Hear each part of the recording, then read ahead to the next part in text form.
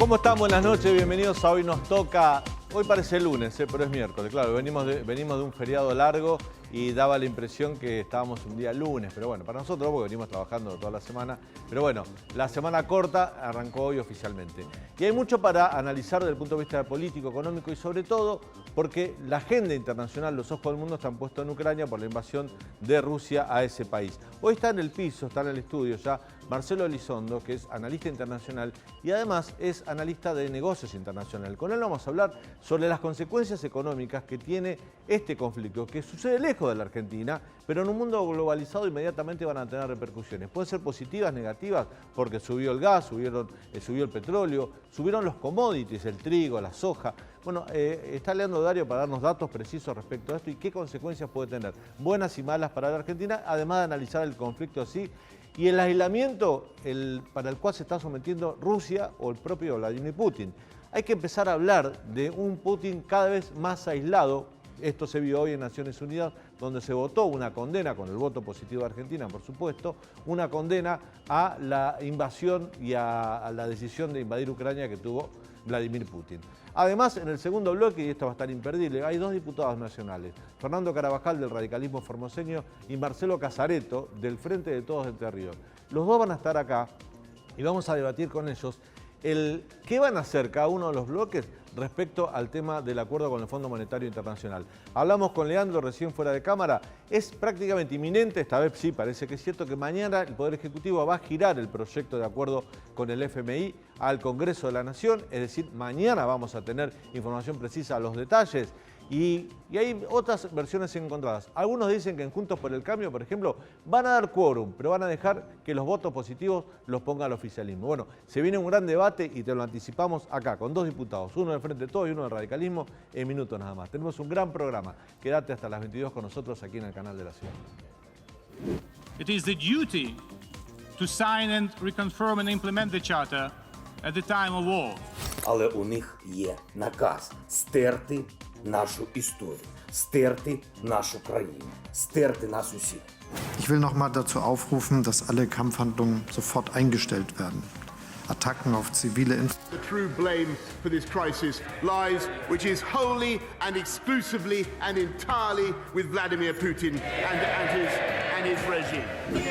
Russia is committing war crimes. Ukraine. We are following it very closely. It's early to say that. Muy bien, está Marcelo Elizondo con nosotros en los estudios para analizar la cuestión internacional, por supuesto el conflicto bélico que se está dando en Ucrania, las consecuencias económicas, y agradecerle muy especialmente porque se trata de un bostero de alma, un hincha de Boca, pero muy acérrimo, que dejó de ver a su querido equipo para estar con nosotros. Doble agradecimiento, Marcelo, por eso. Un gusto, gracias por la invitación. No, gracias a vos por estar con nosotros. Marcelo, primero, arranquemos por la política y después nos metemos en lo económico. Putin cada vez más aislado. Hoy en Naciones Unidas prácticamente 4 países nada más votaron a favor de él. Sí, lo cual genera un escenario doble. Aparentemente, desde el punto de vista militar, avanza y está logrando objetivos, pero lo más probable es que si él lograra el objetivo de quedarse con Ucrania, después quedaría muy aislado. Supongamos que termina el conflicto y que él logró su objetivo militar, controla políticamente Ucrania. El mundo va a imponer sobre Ucrania sanciones como sobre Rusia. De modo que el día después de Putin, aún con un éxito militar, sería muy complicado. Te pregunto por unas consecuencias trágicas. A lo mejor me estoy apresurando, pero aventuro, porque hay versiones que esto pueda ser así, un escenario trágico. Es decir, que puedan no solo tomar el gobierno de Ucrania, sino además generar la muerte, por ejemplo, de Zelensky, el presidente de Ucrania, de funcionarios del gobierno, persecución. Esto pondría a Putin, por ejemplo, como el mundo lo miró a Saddam Hussein en la década del 90, como miró a otros líderes que invadieron países y cometieron crímenes atroces. Yo creo que Occidente ha reaccionado primero a través de sanciones económicas, financieras, que tienen un efecto diferido. Lo militar genera efecto inmediato, lo financiero hay que esperarlo, pero bueno, ya Rusia está acusando problemas económicos porque Occidente no ha querido reaccionar militarmente para no escalar. Ahora, en adelante, mi opinión es que Occidente al presidente Putin se lo va a cobrar. Yo creo que esto el presidente Putin lo va a terminar pagando políticamente o a través de persecuciones vía instituciones internacionales. Me parece que pasará un tiempito, pero ganando o perdiendo militarmente, Putin esto lo va a pagar. Bueno, el fiscal de la Corte Internacional ya abrió un expediente acusándolo de crímenes de lesa humanidad al propio Putin o a su gobierno, ¿no? Sí, además hay una inédita confluencia en el mundo. Realmente Rusia se ha quedado muy solo, hasta sus aliados. Se suponía que China iba a ser más explícito. Sí. China mantiene una convergencia con Rusia, pero esa alianza ilimitada que firmó hace poco, bueno, para algunas cosas sí, para otras no. De modo que yo veo a Rusia muy solo. En el plano económico eso va a generar muchos problemas domésticos, va a afectar la gobernabilidad de Putin internamente. El rublo se ha devaluado 40%, el sistema bursátil ruso está sin funcionar. No les permiten sacar más de $10.000 del país, hay una especie de corralito para los ahorros, hay temor entre los rusos porque tienen plazos físicos, ahorros. Nosotros conocemos mucho de esto porque ha pasado que están viviendo una situación similar a la nuestra en el año 2002, por ejemplo, ¿no? Exactamente, y esto va a afectar el funcionamiento de la economía. Pensemos el empobrecimiento que los rusos han tenido en 20 días, en 15 días. Además hay empresas occidentales que están yéndose de Rusia. En Rusia hay 350.000 millones de dólares de empresas extranjeras invertidos, actuando. Stock de inversión extranjera directa en Rusia, 350.000 millones de dólares. Mucho de eso va a irse porque no va a poder funcionar por las sanciones o porque el costo para las empresas de seguir ahí va a ser alto. El comercio internacional de Rusia queda afectado. Rusia exporta casi 400.000 millones de dólares por año. Y todo eso después afecta el empleo, la generación de valor, el PBI. A esto hay que agregar un problema de sostenimiento del liderazgo político del presidente Putin y la presión internacional. De modo que yo creo que si esto no genera tanto daño en términos militares como para motivar una reacción inmediata, por ahí el mundo lo va a esperar, pero el presidente Putin lo va a tener que pagar. El Kremlin, tanto que se habla de, bueno, el poder, el buró está ahí fuerte, que toman las decisiones, ¿está acompañando en todo Putin o ya le está marcando la cancha con alguna diferencia? Hoy se hablaba, por ejemplo, tema que yo desconozco, pero se hablaba de errores en la estrategia militar, ¿no? En el desarrollo de la logística militar, en la invasión. De hecho, este convoy de 65 kilómetros que llegó tarde, que estuvo detenido, se hablaba de un propio error de los rusos, más allá de la resistencia de las Fuerzas Armadas y la guerrilla informal que proponen los ucranianos. Y empiezan a haber como deterioros en cuanto a las decisiones, como que él pierde credibilidad internamente, más allá de lo que él pueda significar para Rusia, que es un líder, pero internamente para quienes toman decisiones. ¿Esto se nota también? Es difícil seguir una guerra en el día a día, porque uno no sabe demasiado. Es como una negociación. El día a día sube, baja, las posiciones de cada uno. No sabemos lo que pasa en el Kremlin. Lo que yo sí creo es que en adelante para Putin va a ser cada vez más complejo. Problemas financieros, problemas económicos, problemas sociales. Eso después se termina pagando.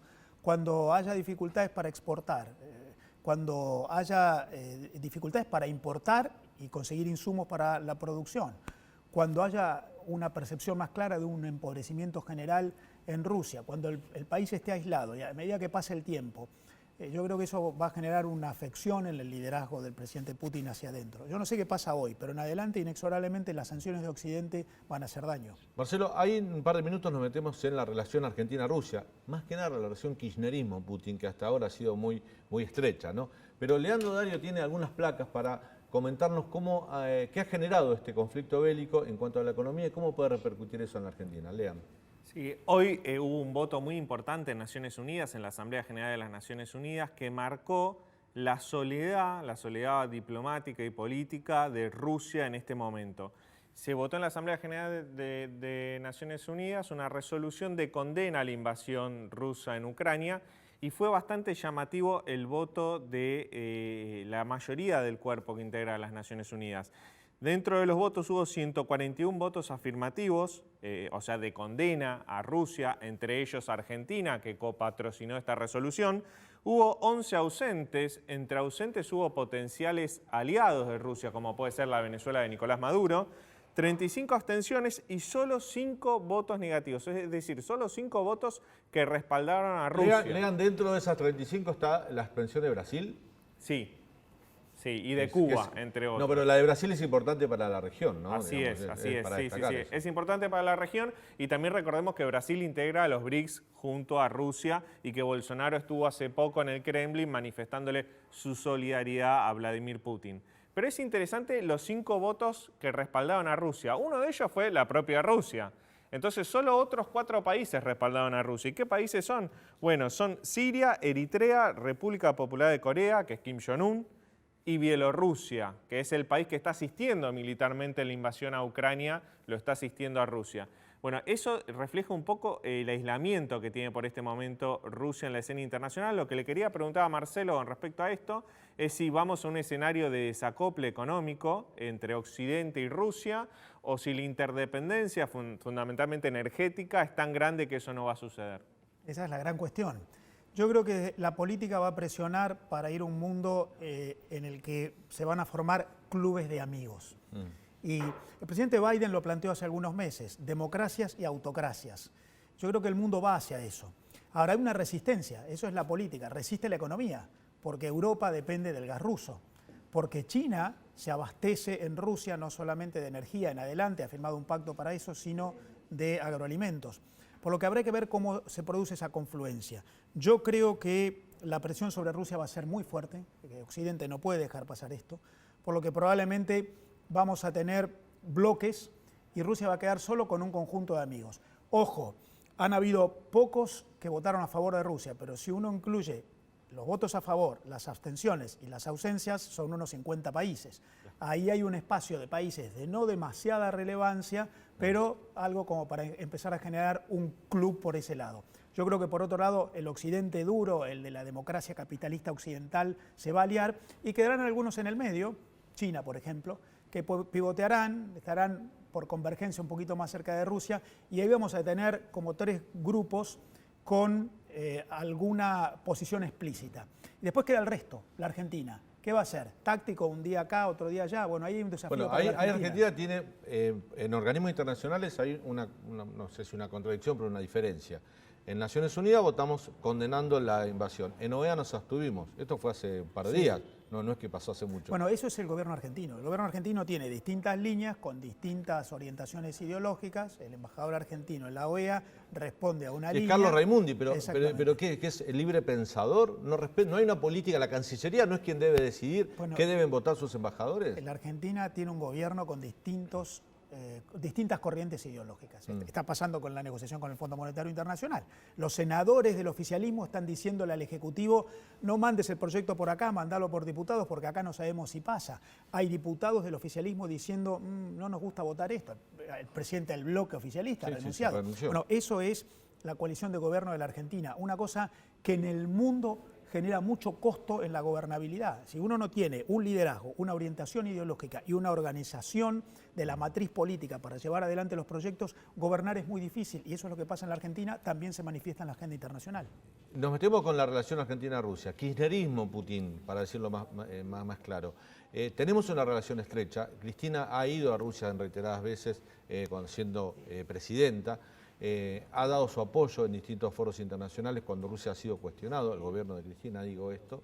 El tema, por ejemplo, de la vacuna Sputnik. Argentina desechó la compra de 11 millones de vacunas Pfizer para comprar vacunas Sputnik, que después el Fondo de Inversión Rusa no cumplió con el abastecimiento, nos generó un problema durante la segunda ola de la pandemia que hizo crecer la tasa de letalidad en la Argentina. Eso es algo que nosotros estamos perdonando por ahora a Rusia, lo tratamos como un amigo, pero un amigo que no nos cumplió.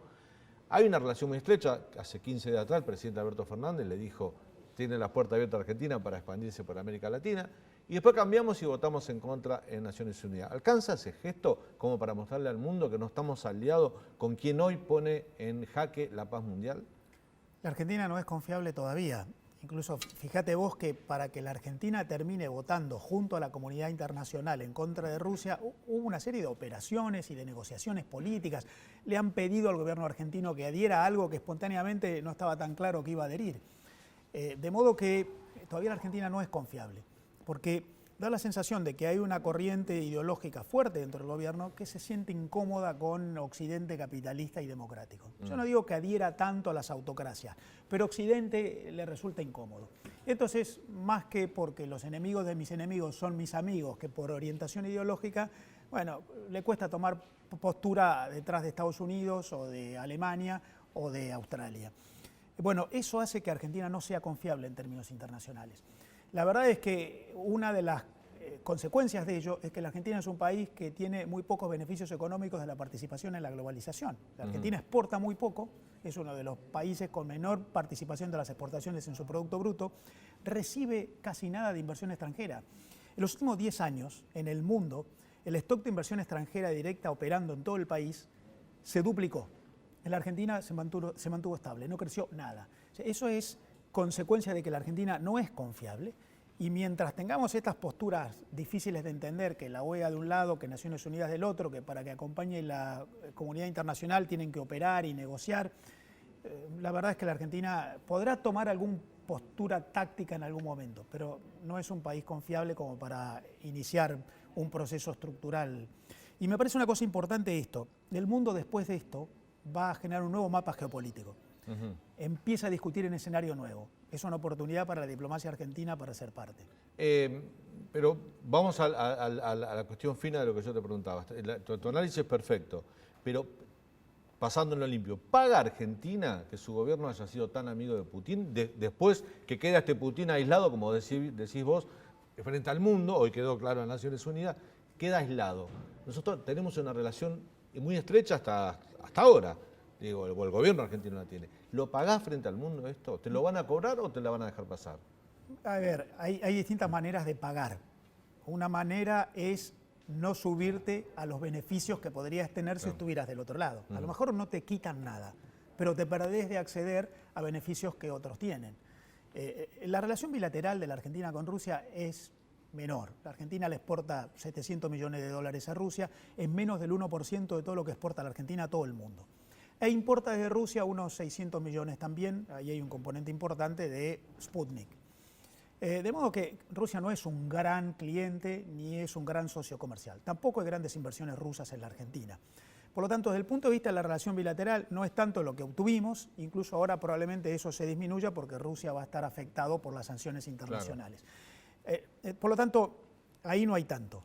Y el resto del mundo, la verdad es que Occidente a la Argentina le está cobrando más por la imposibilidad de participar de los beneficios que por las sanciones explícitas. Es decir, la Argentina no puede crecer en sus exportaciones, no accede a los flujos de inversión extranjera directa, no participa efectivamente de las cadenas globales de valor, es un país poco confiable, por lo tanto, no te lo cobran sacándote el banquito, pero no te van a dar un banquito nuevo para mejorar tu posición. Y hablando de mejorar, hablando de distintos cambios que va a haber en la economía, Leandro nos cuenta cómo se movieron los mercados internacionales producto a partir del desencadenamiento de este conflicto. Lean. El gas subió hoy 30% y está llegando a valores muy altos. Esto está preocupando mucho al gobierno porque el gobierno, recordemos que Argentina no tiene autosuficiencia energética. Ahí vemos los valores del gas, el pico que está en este momento, en 2021. Argentina va a tener que importar gas natural licuado. El año pasado lo hizo a precio de $8. Este año, en cálculos conservadores, podría ser $30 y eso preocupa mucho al gobierno, más que nada por la discusión de reducción del déficit fiscal y el acuerdo con el FMI. Luego también la soja hoy tuvo una pequeña pérdida por toma de ganancias, pero sigue estando a la tonelada arriba de $600, $610 más o menos. Y el trigo sí subió, recordemos que Ucrania y Rusia son grandes productores de trigo. El trigo subió hoy un 5%, está en $389 la tonelada de trigo.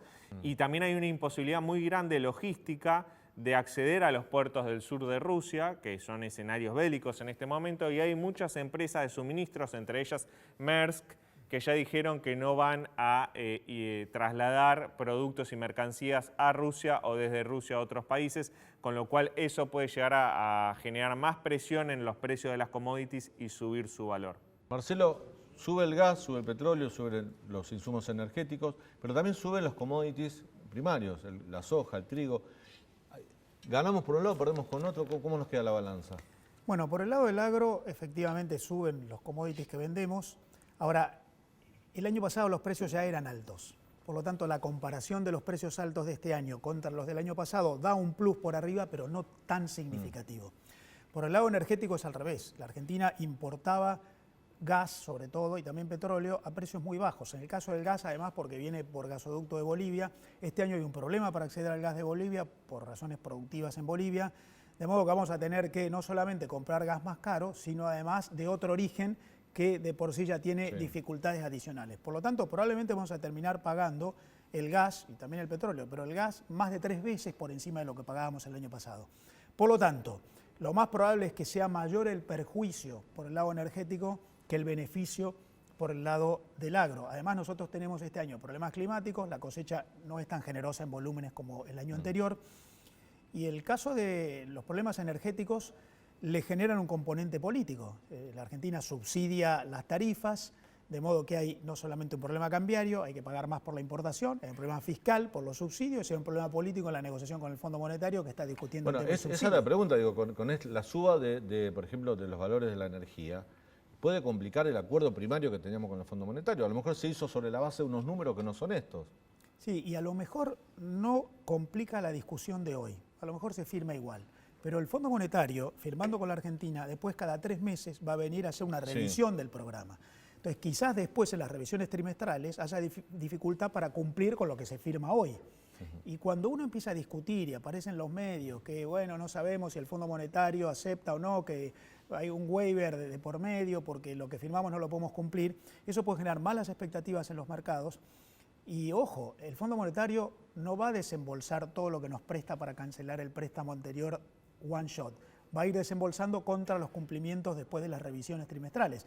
De modo que no solamente hay que pensar en la negociación con el fondo, lo que se firme hoy, sino lo que cada revisión trimestral vaya generando después.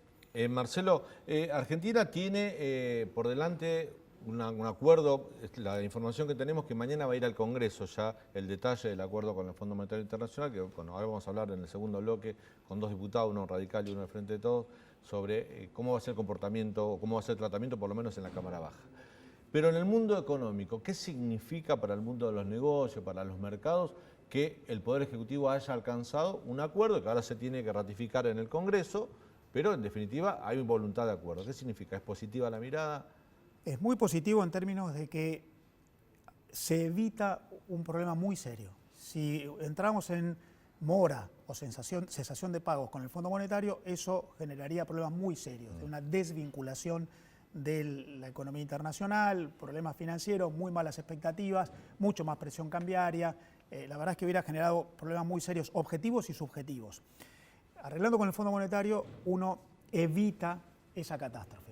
Ahora, después de eso, la Argentina tiene un montón de otros problemas que están pendientes que no pasan por la agenda de la negociación con el Fondo Monetario. O sea, la Argentina tiene 10 años de una economía que no crece, que no genera empleo, tiene un montón de desequilibrios que en algún momento... El presidente dijo ayer en el Congreso que la economía había crecido este año, el año pasado. Bueno, el año pasado la economía rebotó en relación al crecimiento 2020. se toma, lo que dijo el presidente es comparado con el 2020, claro, pero eso cualquier economía. Es un rebote, pues, cayó 10% en el 2020, creció 10% en el 2021. Si uno mira 10 años, la economía argentina no crece. Es decir, si uno mira el ingreso per cápita, mira el empleo en el sector privado, si uno mira la tasa de inversión, la Argentina está dando muy malos indicadores. La Argentina está perdiendo mucha competitividad. La Argentina tiene además desequilibrios que hay que corregir, fiscales, monetarios, cambiarios. La Argentina exporta muy poco. Por lo tanto, todo eso requiere una agenda que hay que abordar autónoma, endógena, más allá del acuerdo con el fondo. Por ende, el acuerdo con el fondo te evita un problema muy serio, pero no ingresa en la solución de los otros temas que están pendientes. Por la información que tenemos, o por lo menos lo que decía la carta de la primera información que dio a conocer el Fondo Monetario Internacional, uno de los temas que se va a controlar en la Argentina es la política monetaria, ¿no? La emisión de dinero. En este contexto, frenar la emisión, algo que al gobierno le ha servido mucho para tapar agujeros, pero ha generado inflación, tiene distintas consecuencias. ¿Cómo lo va a hacer el gobierno?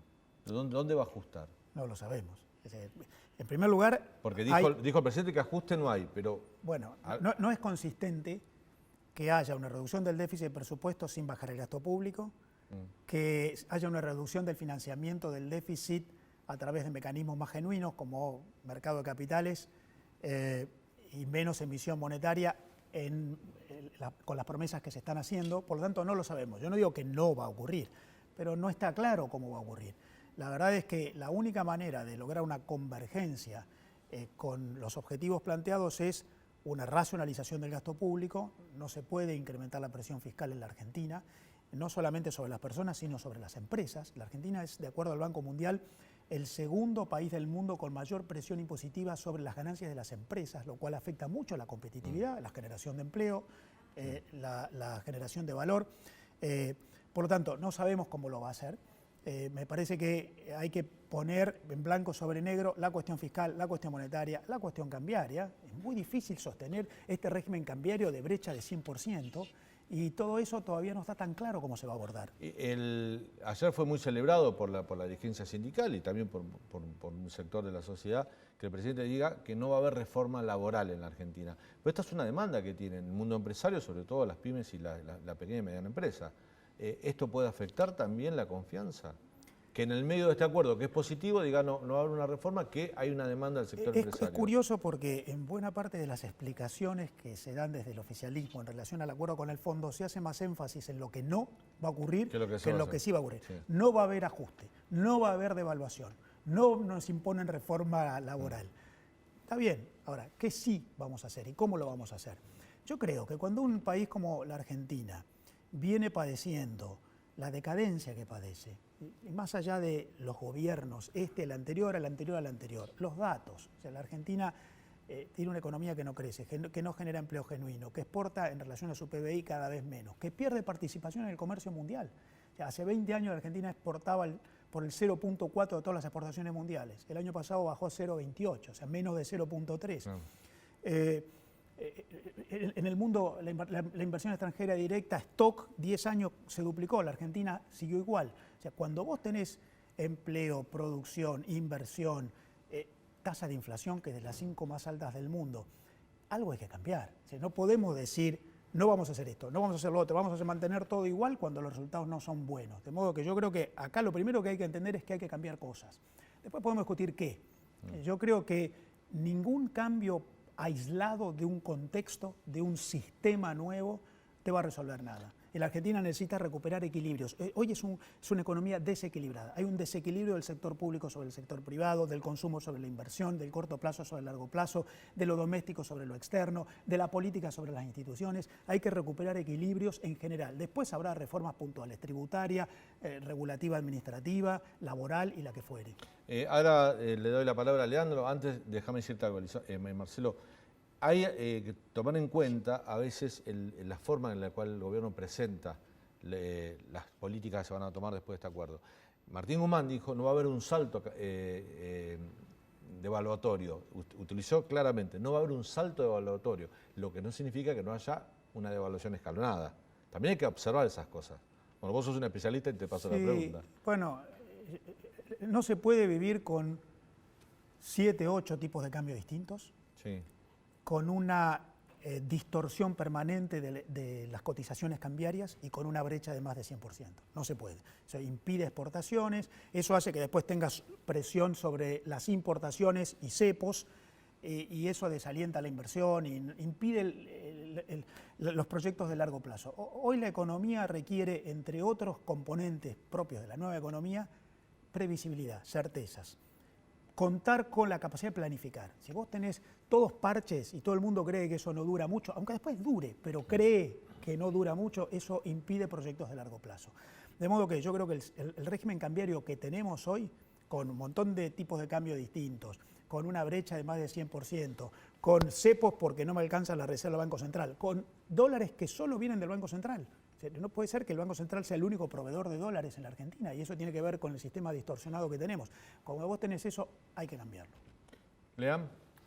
Marcelo, quedó muy claro de que Argentina es vulnerable a shocks externos, ya sea una crisis financiera, un cambio en las tasas de la Reserva Federal o una guerra que provoque una suba de precios internacionales.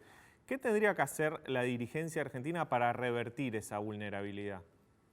Bueno, la vulnerabilidad tiene que ver con todos esos desequilibrios anteriores. La Argentina tiene un sector público que no puede financiar de manera genuina su gasto. Eso traslada costos sobre la economía, inflación, cepos, porque te genera distorsiones cambiarias. Eso te afecta la relación con el mundo, exportaciones, importaciones, afecta la tasa de inversión. Y para contener todas las distorsiones, emisión monetaria para corregir el problema fiscal, te genera inflación y lo terminás reaccionando contra la inflación a través de mecanismos como los controles de precios. todo eso lo que te está marcando es un sistema que no funciona, es sistémico, no es un tema puntual, no es solo la emisión o solo la ley laboral o solo el sistema impositivo. Hay un problema sistémico de orden, de modelo, insisto. Yo creo que la Argentina tiene que recuperar equilibrios. ¿Qué tiene que hacer la Argentina? Recuperar equilibrios. Hay que volver a equilibrar el sector público en relación al sector privado. Está desbordado para el lado de lo público. Hay que volver a equilibrar la inversión con el consumo. Está desbordado por el lado del consumo. Hay que volver a equilibrar lo doméstico con lo internacional. Está desbordado por el lado de lo doméstico. Hay que volver a recuperar el equilibrio entre instituciones y política. Hoy la política cambia todos los días las condiciones de operación de los agentes económicos y las instituciones realmente no tienen vigencia. La mayoría de las normas de la Constitución Nacional no tienen vigencia porque hay todos los días un toqueteo de medidas de emergencia. Las instituciones están para conceder previsibilidad y la previsibilidad alienta la inversión y los proyectos de largo plazo de las empresas que después generan producción y empleo. Por lo tanto, lo que hay que hacer es recuperar equilibrios entre lo público y lo privado, la política y las instituciones, lo doméstico y lo local, la inversión y el consumo, y eso me parece que es un modelo en el cual deberíamos estar de acuerdo todos. Marcelo, gracias por tu visita, la verdad que fue un placer tenerte en el programa y me parece que llegás a ver el segundo tiempo, así que tanto no te robamos. No, de acuerdo. Gracias. Gracias por la invitación. Después de este corte ya están en el piso los diputados Carabajal del Radicalismo y Casareto del Frente de Todos. Con ellos vamos a hablar sobre el debate que se viene en la Cámara de Diputados con respecto al acuerdo con el Fondo Monetario Internacional. La información que tenemos que en las próximas horas es inminente que el acuerdo va a estar en la Cámara Baja y va a empezar a debatirse allí. Recién habló el diputado Laspina, una voz importante desde el punto de vista del mundo económico de la oposición. Dijo Laspina, nosotros no vamos a votar algo que sea perjudicial para la sociedad. Atención, pues se viene un debate muy picante en el Congreso de la Nación. Lo adelantamos aquí en Hoy Nos Toca. Ya volvemos.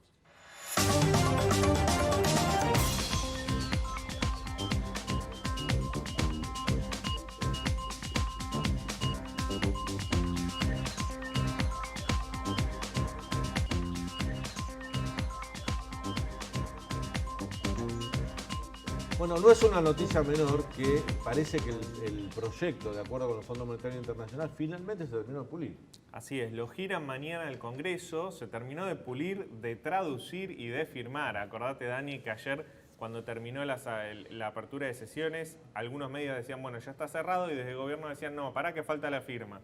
Bueno, parece que lo mandan mañana al Congreso, a la Cámara de Diputados, para que los diputados puedan empezar a interiorizarse de cuál es la letra chica, la famosa letra chica de la que tanto se habló, y empezar a tratarlo en comisiones. Bueno, parecía un escenario en la previa al discurso del presidente Alberto Fernández ayer en la Asamblea Legislativa, que el gobierno tenía, por lo menos para tratar de acuerdo con el FMI, más acordado con la oposición, porque Juntos por el Cambio había mostrado voluntad para acompañar al gobierno para destrabar esta situación, que en el propio bloque oficialista, donde varios diputados y senadores se manifestaban en contra de acordar con el FMI.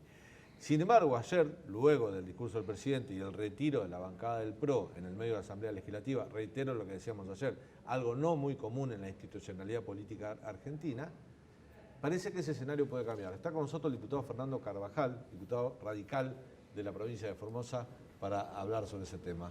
¿Cómo te va, diputado? Buenas noches, un gusto estar con ustedes y compartir este espacio. Bueno, ¿qué puede pasar de parte de ustedes? Bueno, hay mucha imprevisibilidad, es cierto esto. Yo voy a hablar de lo que es la postura que viene sosteniendo nuestro bloque y es la postura de responsabilidad institucional. Hemos dicho que por supuesto vamos a estudiar con mucho detenimiento el acuerdo, pero tenemos claro de que el default no es una salida que nunca pueda llegar a favorecer al país, por lo cual en principio hay una predisposición y hay una convicción de que lo deseable sería de que haya un acuerdo con el fondo y que éste se dé en las mejores condiciones. El problema que hay, yo diría que es de dos tipos. Por un lado, desde el punto de vista económico, y aclaro que no soy economista, pero que hay una discordancia, una inconsistencia entre lo que el presidente dice van a ser las políticas públicas y lo que parece ser los términos del acuerdo. Pero esto no lo tenemos tan claro porque no está la letra fina. Este es un aspecto. Y después hay un dato político que no es menor, y es de que el gobierno tiene que hacerse cargo de que gobierna, tiene que asumir los costos de gobernar y tiene que asumir los costos de que hace más de 2 años que son oficialismo. Lo que me parece que nosotros desde la oposición no podemos permitir es esta vieja engañifa que se ve mucho en las provincias del interior, donde el oficialismo se quiere ser a su vez oposición. Entonces, tienen todas las mieles de ser oficialistas, manejan la caja del PAMI, manejan las cajas del ANSES, manejan un montón de recursos del Estado, pero cuando hay que asumir los costos de gobernar y asumir algunas decisiones que a veces no son las más simpáticas, pero que las impone la realidad o las impone la necesidad, entonces ahí asumimos el rol de opositor. Y esto sin duda que es un punto de tensión y que hace que el comportamiento que pueden tener los bloques opositores puede variar de acuerdo a cuál sea la actitud que tenga el bloque oficialista. Y esto se vio muy claro con el presupuesto. Nosotros fuimos con esta actitud de escuchar y buscar alternativas y había voluntad de llegar a un acuerdo. Lamentablemente, lo que pasó hizo de que ese presupuesto no pudiera aprobarse. Esperemos que no pase esto, porque reitero, desde el radicalismo no creemos que el default sea una buena solución para el país. Está con nosotros el diputado Marcelo Casareto, del Frente de Todos. Bueno, diputado. ¿Cómo te va? Buenas noches, saludos a todos. Gracias por su visita. Bueno, mañana posiblemente ya tengan en sus manos el proyecto para el cual van a tener que votar o no en la Cámara de Diputados. Es la información que tenemos, Hacienda lo estaría girando en las próximas horas. ¿Qué van a hacer ustedes? Porque acá la voz de la oposición queremos colaborar, el default no es salida, pero en el Frente de Todos hay voces disonantes, ¿no? Digamos, el propio Máximo Kirchner renunció a la presidencia del bloque para no acompañar esto. Sí, yo creo que el acuerdo es absolutamente necesario para la Argentina. Hoy tenemos con el fondo una deuda de 45.000 millones de dólares que vencen 19.000 millones este año, 29.000 millones el año que viene, lo cual es imposible de pagar en las condiciones pactadas.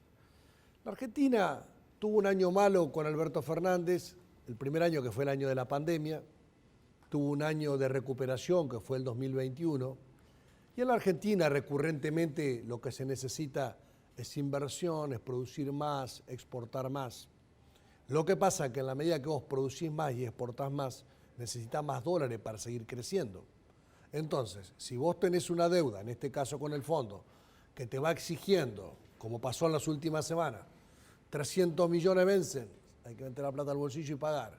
700 millones, meter la mano al bolsillo y pagar. 200 millones se pagaron el viernes con Club de París. Sí. Pasa que ahora vienen 2.800 millones y esa plata no está. O sea, y la Argentina, los pocos dólares que tiene, tienen que ir al sistema productivo, tienen que ir a la compra de bienes de capital, tiene que ir a la compra de insumos productivos. Por lo tanto, la única alternativa que tenemos es acordar con el Fondo Monetario y refinanciar en esta estructura que se plantea de estos 2 años y medio que están todos los vencimientos, pasarlo 12 años y medio hasta 2034. Y de esa manera, el crecimiento del 10,3% que hubo el año pasado, proyectarlo menos, ¿no es cierto?, porque ya no está el efecto rebote para este año, la de mínima es que crezca 4%, yo digo, podemos crecer 5 o 6% y podemos encontrar un camino de crecimiento. Así que para eso es fundamental aprobar este acuerdo. Yo estoy convencido, yo coincido con el presidente de la Nación, apoyo al presidente de la Nación, yo soy parte de la coalición de gobierno, nosotros no somos una fuerza testimonial, somos una coalición de gobierno y tenemos la responsabilidad esa suposición, de acordar. Casareto y la de muchos diputados del Frente de Todos, pero no de todo el bloque del Frente de Todos. Yo hablo con los diputados ¿Cómo del están los kirchnerismo. números?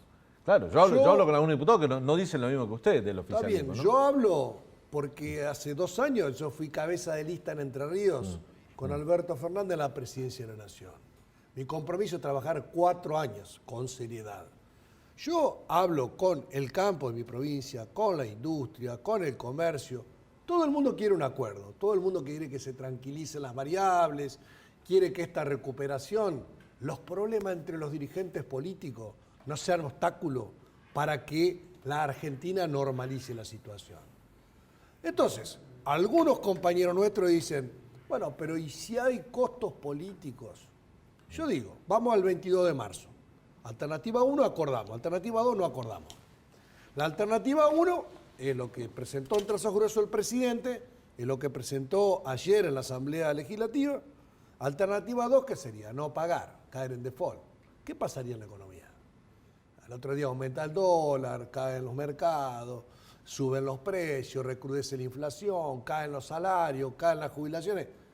¿qué más costo político que frenar el crecimiento de la economía y destruir empleos? Bueno, un poco y que bajar a lo los que está salarios? señalando el diputado Carvajal del radicalismo es similar a lo que dice Casareto. Ahora, ayer el presidente... Quizás falta algún otro invitado. Claro, no, pero tener... digo, tenemos dos dialoguistas, dos que están de acuerdo, pero ayer un sector de Juntos por el Cambio que se levantó y se fue porque el presidente dijo, necesito el apoyo para el acuerdo con el fondo, pero después dijo, los voy a denunciar. O sea, dame una mano, pero te denuncio. Y... No lo voy a denunciar. Hay una denuncia que ya está hace un año y que lo que nosotros decimos es los responsables del endeudamiento tienen que ser investigados en las responsabilidades.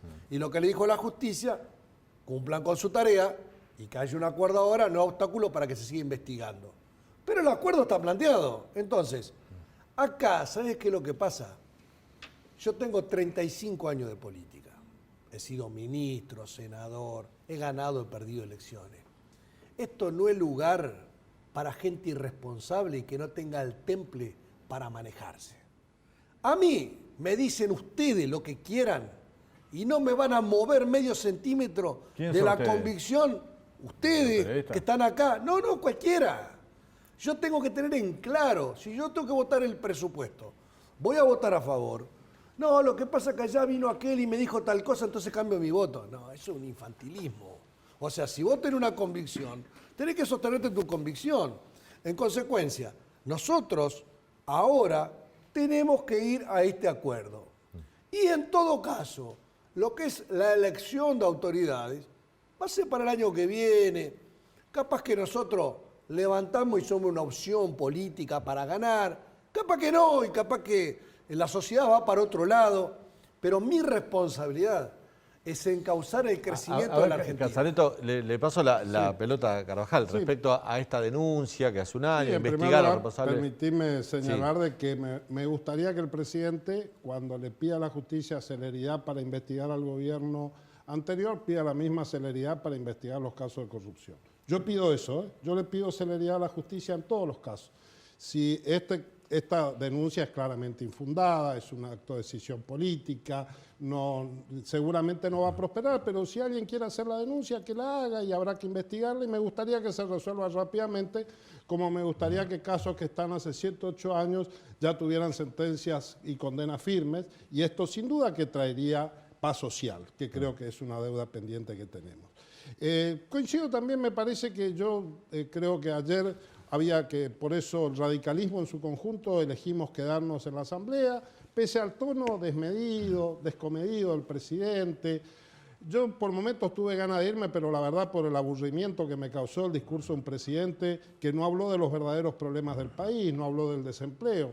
Anunció lo que no va a hacer, no va a haber reforma laboral, parece buena noticia. En realidad, concomitantemente anunció una mini reforma laboral porque habló de licencia por paternidad, como padre me hubiera gustado tenerla, pero eso tiene un costo laboral. No dijo cómo va a ser el empleo, no dio ningún indicio de cómo va a generar 10.000 empresas por año, que son los problemas del país.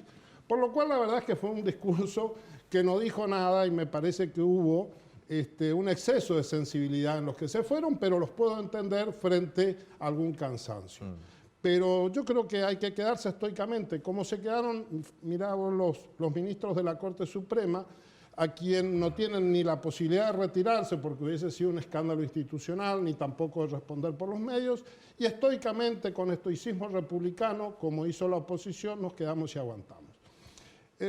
Respecto a lo otro, yo creo que esto coincido con Casareto, es una cuestión de responsabilidad institucional. Lo que pasa es que lamentablemente dentro del bloque oficialista parece haber algunos sectores que no quieren asumir la madurez política de lo que implica gobernar y están buscando cómo esquivar el cuerpo. Y esto me parece que desde la oposición sí tenemos que ser firmes en no permitirlo. Carvajal, depende de lo que usted me conteste en breve, le paso la pelota a Casareto. ¿Existe la posibilidad que Juntos por el Cambio dé quórum para que se pueda tratar de acuerdo, pero que los votos positivos los junte el gobierno, o sea, que no voten? A ver, nosotros nuestra posición siempre ha sido dar quórum. Al presupuesto fuimos y dimos el quórum. Ahora, permitime decirte esto. Le pido al presidente de la Cámara, y el diputado tiene, que dejen de bicicletear la conformación de las comisiones. Sí, porque si no vamos a terminar, que nos van a venir a apurar con el acuerdo, nos van a querer llamar a sesión para 24 horas o en 48 horas y no van a querer conformar las comisiones para tener el Congreso parado. Entonces, el presidente Massa está en mora en la función que le dimos de armar las comisiones y no lo está haciendo. Entonces, esto sí es un dato relevante, pero por supuesto que nosotros vamos a ir a dar el debate porque nuestro lugar de trabajo es la Cámara. Y vamos a ir y vamos a discutir y vamos a apoyar lo que tengamos que apoyar y vamos a criticar lo que tengamos que criticar. Perdóname, si sucede eso, que la oposición da quórum, se sienta, ¿tienen los votos positivos ustedes? Solo sin contar con los votos de Juntos por el Cambio. Hay uno seguro que es el mío. Bueno, pero es poco. Hasta el camino más largo tiene un primer paso. No, yo creo que el Frente de Todos tiene una vocación de acompañar en términos generales con las disidencias que son públicas. Sí. ¿Y para qué las vamos a comentar en demasía? Lo que yo digo es, ojalá todas las fuerzas den quórum y se puedan discutir todos los temas. A mí me gusta cuando el Congreso está abierto. Yo estoy a 500 kilómetros, ando en mi auto, manejo yo, vengo. Si tengo que venir una vez a la semana, vengo. Si tengo que venir 2 veces a la semana, vengo. Ahora que dicen que mañana entraría el acuerdo con el fondo, yo estoy acá para tratarlo. Tengo compromiso mañana, pasado en mi provincia, y digo, miren, yo estoy para esto. Y si el sábado o domingo tengo que estar, y voy a estar, y si tengo que estar el lunes y el martes, todos los días. Y si tengo que estar 10 horas por día, 12 horas por día, no voy a pedir, a ver, quiero tiempo para verlo. ¿Qué más tiempo va a tener para verlo? O sea, uno ya conoce lo que es y se va formando un criterio. Entonces, dar quórum me parece correcto. Y yo creo que, sin pedirle definiciones a nadie, la inmensa mayoría, vos tenés una crítica por derecha, una crítica por izquierda, y el grueso de la fuerza del Frente de Todos y de Juntos por el Cambio, o van a aprobar el acuerdo o van a facilitar la aprobación. Y nosotros tenemos que asumir la responsabilidad de que somos el gobierno. Ojalá todos los miembros de nuestro bloque votemos en la misma posición, pero si no fuera así, que alguno no lo hiciera, confío en que va a haber votos de otras fuerzas políticas que van a acompañar en la responsabilidad de la Argentina. Porque si cada diputado de Jujuy va a su provincia, o de Río Negro, o de Neuquén, o de Córdoba, y le pregunta a su gente, acuerdo sí, acuerdo no, todos los que él representa le van a decir, acuerdo sí, aunque no lo quieran a Alberto Fernández, o no lo quieran a Cristina, o no lo quieran a quien sea, porque en definitiva eso es bueno para la Argentina. Lo que pasa es que yo también por ahí, en algún mensaje hacia lo nuestro, dije, nosotros allá medio somos cerca del campo y a veces se queda un carro, viste, dentro de ahí en el barro.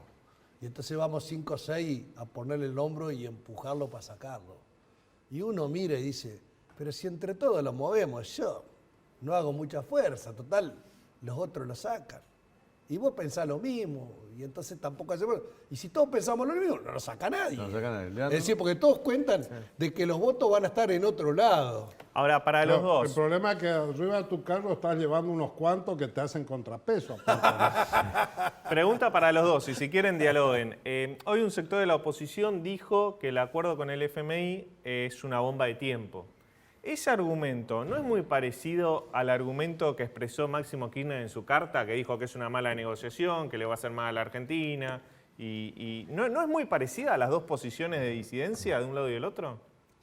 Yo creo que, te dije recién, vas a tener posiciones por acá y posiciones por acá. Y a veces tienen puntos de contacto, digamos, pero yo confío en que la racionalidad va a primar en este aspecto.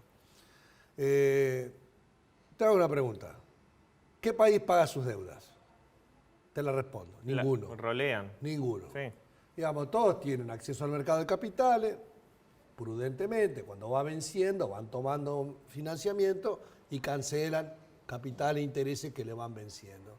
Así hace Estados Unidos, Alemania, Japón, China, Rusia o el país que vos quieras. Nosotros, como no tenemos acceso a los mercados, somos los únicos que tenemos que sacar la plata del bolsillo y ponerla para pagar. Pero ¿por qué no tenemos acceso a los mercados? Si el programa funciona bien, y ojo, digo el programa no de nuestro gobierno, porque a nosotros nos queda menos de 2 años de gobierno, capaz que nos religen o capaz que cambian, pero el acuerdo va a ir hasta 2034. Entonces, a lo largo de ese proceso, tendríamos que tener acceso al mercado de capitales para no destinar esos dólares que van al proceso productivo a pagar deuda financiera. Pero claramente, el único camino es estar integrados al mundo. Sí, esto es así. A ver, sin duda que el acuerdo con el fondo no soluciona ninguno de los problemas de la economía argentina. Solamente nos quita de encima el problema más urgente que tenemos. Después están pendientes todos los problemas de la Argentina. Sí, aparte la deuda con el fondo es el 12% total de la deuda. Pero digo, externa, aparte ¿no? el problema es que no tenemos ningún indicio de hacia dónde vamos respecto a los problemas reales que tiene la economía. El acuerdo solo del fondo aparece fuera de contexto porque no sabemos qué viene después y cuáles son los caminos que plantea este gobierno, al cual le quedan todavía 2 años, no le queda poco tiempo, 2 años en términos institucionales poco, pero en la vida de las personas es mucho tiempo. El que está desocupado 2 años es mucho tiempo, el que está precarizado 2 años es mucho tiempo, y respecto a esto no hay ningún indicio de hacia dónde vamos. La inflación le come los salarios mes por mes, cada mes es un 4 o un 5% de salario real que pierden los trabajadores, que cuando 2 o 3 meses después se hace una recomposición ya perdió. Y tampoco hay ningún indicio del gobierno, ni hubo ningún mensaje del presidente cuál es el camino que imagina para solucionar estos problemas. Y esos son los problemas reales de la economía que recién se analizaban. Ni hablar de la cuestión de los subsidios tarifarios, donde la definición del presidente fue que no hay tarifazos y en consecuencia no hay explicación acerca de cómo vamos a, qué solución propone el presidente para el déficit fiscal derivado de los subsidios energéticos, por ejemplo. El silencio de cuestiones Cristina. técnicas, pero que requieren explicación. Para los dos también, ¿no? Vicepresidenta de la Nación, la líder del Frente de Todos sigue siendo Cristina, Alberto el presidente, pero la líder es Cristina. ¿El silencio de Cristina frente a este tema es perjudicial para ustedes? Digo, no te ordena, no te desordena la tropa propia, ¿y ustedes qué opinan desde la oposición respecto a eso? Yo soy diputado. No le marco la agenda ni al presidente ni a la vicepresidenta. Ellos hablan cuando quieren y tienen ganas. Y lo creen pertinente. Así que el presidente está, como dijo la vicepresidenta, tiene la lapicera y está avanzando en este acuerdo. La vicepresidenta no está opinando. ¿Qué significa? O que está Ese es el tema, ¿qué significa? O que está de acuerdo. ¿Pero qué significa? O que si hay aspectos en los que no estuviera tan de acuerdo, guardo un prudente silencio. Debe ver la letra grande o después a ver la letra chica. Que la letra chica yo no la conozco. Como diputado de la Nación, si entra mañana, la veremos todos los diputados y ustedes, la prensa y todos los ciudadanos de la Argentina. Así que yo creo que hay cierto grado de prudencia en ese aspecto. Pero la vicepresidenta ya debe saber cuál es la letra chica. Sí, seguramente. Habrá habido ronda de consulta con el presidente, con la vicepresidenta. No conmigo, pero ellos la han de conocer. Para ustedes el silencio Yo no de Cristina... creo que Cristina está en silencio. Cristina habló a través de Máximo. La verdad que me parece esto demasiado obvio y evidente. Máximo es no solo el hijo, es el alfil y es el heredero de esto, así que Cristina habló y fue muy claro en su mensaje. Ahora, ¿cuál es el mensaje? El mensaje no es que no les gusta el acuerdo con el fondo. El mensaje es que no quieren pagar los costos políticos del acuerdo con el fondo. No quieren asumir que son gobierno. Esta es mi lectura y creo que es la lectura que surge evidente de los hechos. Bien. No, hablando de eso, me parece que ustedes dos tienen una posición de que el costo político y económico sería peor con un default. Claro. Entonces el argumento de no quieren pagar el costo, que me parece que es cierto en un sector del oficialismo y en un sector de la oposición, sería inútil, digamos, porque si el costo político y el costo económico es peor con el default, habría que votar a favor. ¿Ustedes qué piensan? Yo estoy convencido de eso. Por eso hoy me consultaban y dice, bueno, pero ¿qué habría? ¿Una especie de disciplina partidaria? No. Yo lo estoy haciendo por convicción, porque creo que es lo mejor. ¿Está? Ahora, alguna gente de nuestro espacio hay que convencerla, hay que persuadirla, hay que tratar de amasar la pelota, hay tiempo, todo el mundo tiene una urgencia. ¿Cuándo entra? El presidente hace un mes dijo, dentro de 4 semanas, más o menos, ahora se cumplen las 4 semanas, estaría entrando. Nosotros tenemos un momento de corte, que es el 22 de marzo, que empieza a vencer primer vencimiento fuerte, la plata grande, digamos, que hay que Que pagar. no hay plata para pagar eso. ¿Se llega con los tiempos? Claro. Con los tiempos se llega. Nosotros hemos sesionado sábado, domingo, así que yo no tengo problema en hacerlo. Así que creo que tenemos que convencer, persuadir, explicar y finalmente el acuerdo va a salir. La última para Carvajal. Ustedes, como oposición, pero haber sido oficialismo cuando se tomó esta deuda, ¿los hace más responsables a la hora de votar a favor o en contra o quieren conocer la letra del No, por del supuesto que acuerdo? hay que conocer la letra, pero hay que partir de la base de que quien gobierna es el gobierno, para bien y para mal, para asumir los costos políticos, pero también para darle un margen de decisión. Fue por este motivo que nosotros estábamos dispuestos a acompañar el presupuesto, porque uno reconoce que quien ganó las elecciones y es gobierno tiene derecho a determinar determinadas o establecer determinadas líneas de la política. Ahora, lo que pasa es que lo que sí le pedimos al gobierno es que se haga cargo de su propia política y no quiera sacarse el sayo, que es lo que claramente un sector, no, obviamente no es el diputado Casaretto, que lo asume y lo defiende con mucha altura y mucha calidad política, pero claramente hay un sector que no hace esto y pretende enrostrarle a la oposición el costo. Yo no creo que sea una cuestión de responsabilidades, porque si no tenemos que entrar a discutir cuál era la composición de la deuda que se pagó cuando se tomó esa deuda.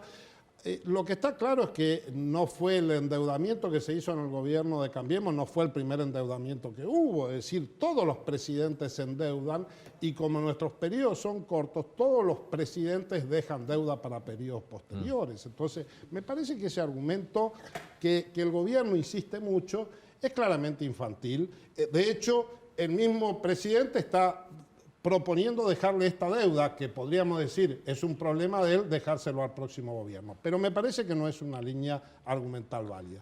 Acá hay una continuidad del Estado, en determinados momentos se toman decisiones, se toman créditos, habrá que ver si esto fue una buena decisión desde el punto de vista político o no, será seguramente cuestionable en algún aspecto, pero lo cierto es que esto no quita de que quien tiene que solucionar esto es el gobierno y debe asumir de que está gobernando. A los dos muchas gracias. Gracias. Dos comentarios finales. Rapidito, medio segundo. Uno, lo vamos a tratar el tema en el Congreso, lo cual es bueno. La vez anterior no se trató en el Pero hay Congreso. una ley ahora que lo obliga. Claro. Nosotros la ley. propusimos. Bueno. O sea que esto es algo Y bueno. nosotros la Y votamos. segundo lugar, ayer se retiró solamente una parte de la oposición, el PRO.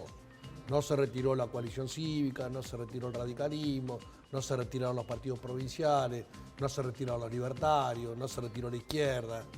O sea que no es todo la grieta y la confrontación. Algunos la quieren exacerbar y otros tenemos diferencias políticas, pero entendemos cómo es la democracia. Gracias, gracias a los Hay dos. que recuperar los buenos modales también. Bueno, acá pueden seguir charlando y recuperar buenos morales. Les invitamos a charlar, pero nosotros tenemos que ir porque se nos pasó la hora del programa. Mañana a 22 horas te esperamos con Hoy Nos Toca aquí en el canal de la ciudad. Chao, gracias por haber estado.